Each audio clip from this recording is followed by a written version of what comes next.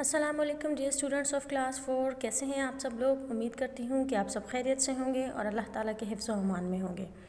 پیارے بچوں، اسلامیات کی آن لائن کلاس کے لیے میں آپ کو خوش آمدید کہتی ہوں۔ پیارے بچوں، جیسا کہ آپ سب جانتے ہیں کہ ہم اپنے سبق نمبر 8 خدمت خلق کی پڑھائی کر رہے تھے۔ کچھ حصے کی پڑھائی ہم کر چکے ہیں، آئیے باقی حصے کی پڑھائی کرتے ہیں۔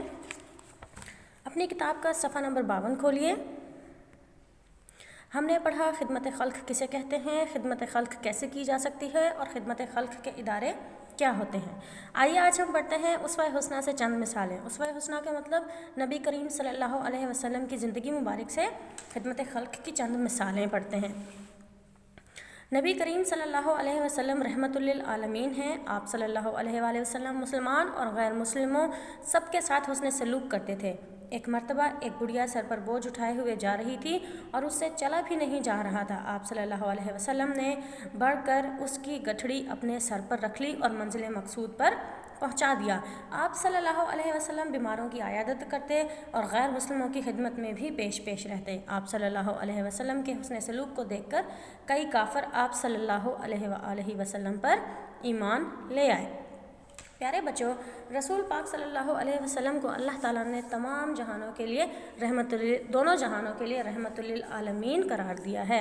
آپ صلی اللہ علیہ وسلم نہ صرف انسانوں کے لیے، نہ صرف مسلمانوں کے لیے، نہ صرف جانوروں کے لیے، بلکہ تمام مخلوق کے لیے رحمت للعالمین ہیں۔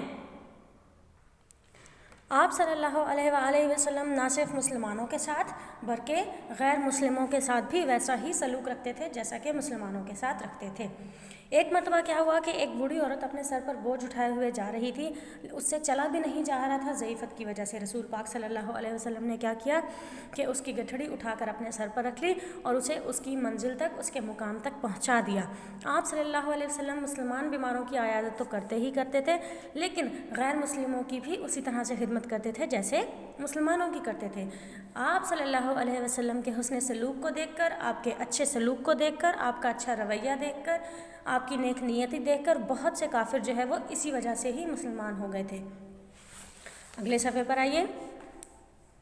آپ صلی اللہ علیہ وسلم نے فرمایا، بہتر صدقہ یہ ہے کہ کسی بھوکے کو پیٹ بھر کر کھانا کھلایا جائے۔ آپ صلی اللہ علیہ وسلم نے کبھی خادموں پر سختی نہیں کی۔ آپ صلی اللہ علیہ وسلم نے فرمایا، غلام کا حق یہ ہے کہ اسے ویسا ہی کھانا اور کپڑا دیا جائے جیسا وہ خود کھائے اور پہنے، اور اس پر اتنا ہی کام کا بوجھ ڈالا جائے جتنا کہ وہ برداشت کر سکتا ہو۔ آپ صلی اللہ علیہ وسلم کی زندگی ایسی مثالوں سے بھری ہوئی ہے جن میں آپ صلی اللہ علیہ وسلم نے اللہ کی رضا کی خاطر مخلوق خدا کی خدمت کی۔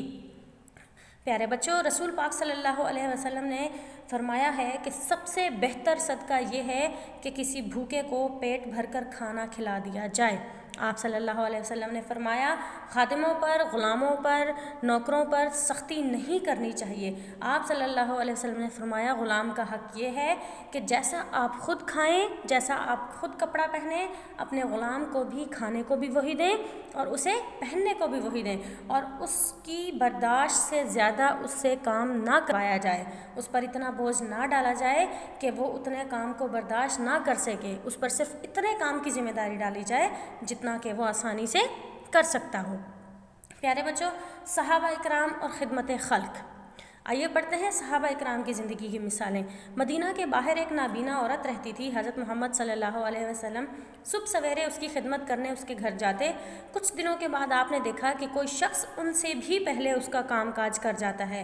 دوسرے دن آپ نے جلد آ کر دیکھا تو معلوم ہوا کہ وہ حضرت ابو بکر صدیق رضی اللہ تعالیٰ عنہ تھے، جو نابینا عورت کی خدمت کرنے آیا کرتے تھے۔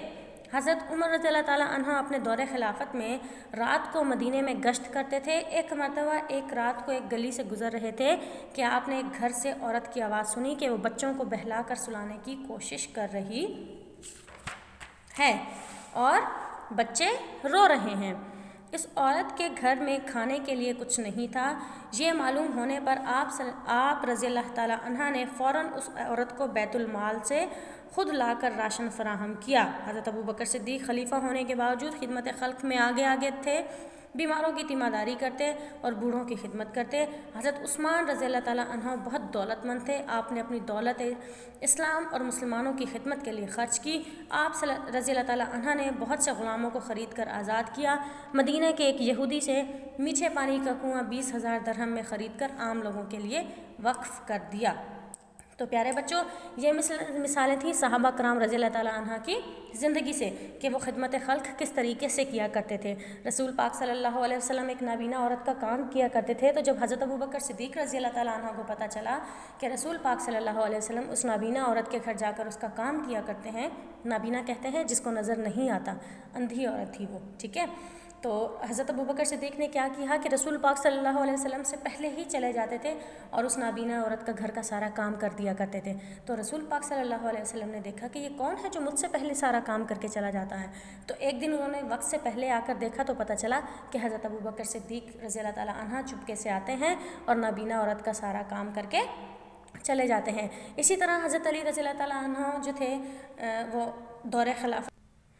حضرت علی نہیں، حضرت عمر رضی اللہ تعالیٰ عنہ اپنے دور خلافت میں راتوں کو گلیوں میں گشت کیا کرتے تھے، گلیوں کے چکر لگایا کرتے تھے کہ آیا میری رعایا جو ہے وہ، میری قوم جو ہے وہ سکون سے سو رہی ہے یا نہیں سو رہی ہے، یا کہیں کسی کے ساتھ کوئی زیادتی تو نہیں ہو رہی، کوئی ظلم و ستم تو نہیں ہو رہا۔ تو ایک بار جو ہے وہ آپ رات کو گلی میں گشت کر رہے تھے تو ایک گھر سے بچوں کے رونے کی آواز آ رہی تھی اور ان کی ماں جو ہے وہ ان کو بہلا پھسلا کر سلانے کی کوشش کر رہی تھی، لیکن بچے سو نہیں رہے تھے کیونکہ وہ بھوک کی وجہ سے رو رہے تھے۔ تو آپ نے پوچھا یہ کیوں رو رہے ہیں؟ تو پتہ چلا کہ گھر میں کھانے کے لیے کچھ نہیں ہے جس کی وجہ سے بچے رو رہے ہیں۔ تو حضرت عمر فاروق نے کیا کیا، بیت المال سے راشن لا کر اسی وقت اس عورت کو دیا اور انہوں نے اپنے بچوں کے لیے کچھ نہ کچھ پکایا اور اسے بچوں کو کھلا کر پھر سلا دیا۔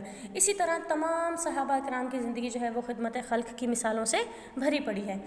خدمت خلق کے فائدے کیا ہیں پیارے بچوں؟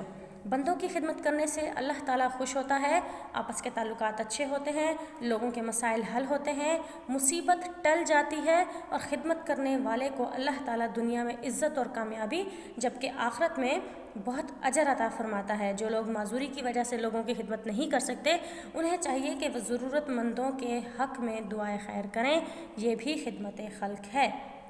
پیارے بچوں، ہم اللہ تعالیٰ کی مخلوق کی جو خدمت کرتے ہیں وہ کسی لالچ یا کسی عوض کے بدلے میں نہیں کرتے، صرف کس لیے کرتے ہیں کہ اللہ تعالیٰ کی خوشنودی حاصل ہو جائے، اللہ تعالیٰ خوش ہو جائیں، آپس کے تعلقات اچھے ہو جائیں، لوگوں کے مسائل حل ہو جائیں اور خدمت کرنے والے کو اللہ تعالیٰ دنیا میں بھی اور آخرت میں بھی عزت اور کامیابی سے نوازتے ہیں۔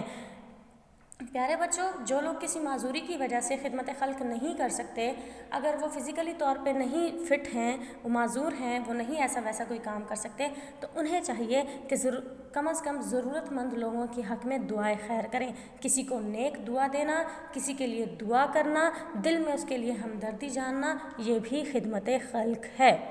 پیارے بچوں، ہمارا خدمت خلق کا سبق مکمل ہوا۔ آئیے چلتے ہیں سوال نمبر 6 اور 7 کی جانب۔ خالی جگہ سے صحیح لفظ منتخب کر کے لکھیں۔ اللہ تعالیٰ نے خدمت خلق کو بہت بڑی ڈیش قرار دیا ہے، کوشش، عبادت یا نعمت؟ اس کا صحیح جواب ہے عبادت۔ لوگوں کی خدمت اللہ تعالیٰ خالق اور بندہ اس کی ڈیش ہے، محکوم، مخلوق یا ملکیت؟ مخلوق ہے۔ لوگوں کی خدمت کرنے والے بندے اللہ تعالیٰ کو بہت ڈیش ہیں، محبوب ہیں۔ کسی کے آرام کا خیال رکھنے سے اللہ تعالیٰ ڈیش ہوتا ہے، خوش، بہت خوش یا ناراض؟ بہت خوش ہوتا ہے۔ قریبی رشتہ داروں کی خدمت کرنے سے زیادہ ڈیش ملتا ہے، ثواب، راحت یا عذاب؟ اس کا صحیح جواب ہے ثواب۔ سوال نمبر 7 کی جانب آئیے۔ درج ذیل جملوں میں صحیح کے سامنے ٹک اور غلط کے سامنے کراس کا نشان لگائیں۔ نمبر 1، اللہ تعالیٰ نے خدمت خلق کرنے سے منع فرمایا ہے، غلط۔ بیماروں کی عیادت کرنا خدمت خلق نہیں ہے، غلط۔ مسلمانوں اور غیر مسلموں سب کے ساتھ اچھا سلوک کرنا چاہیے، صحیح۔ حضرت عثمان رضی اللہ تعالیٰ عنہ نے ساری دولت خدمت خلق اور اسلام کے لیے خرچ کی، صحیح۔ ضرورت مندوں کے لیے دعائے خیر کرنا بھی خدمت خلق ہے، صحیح۔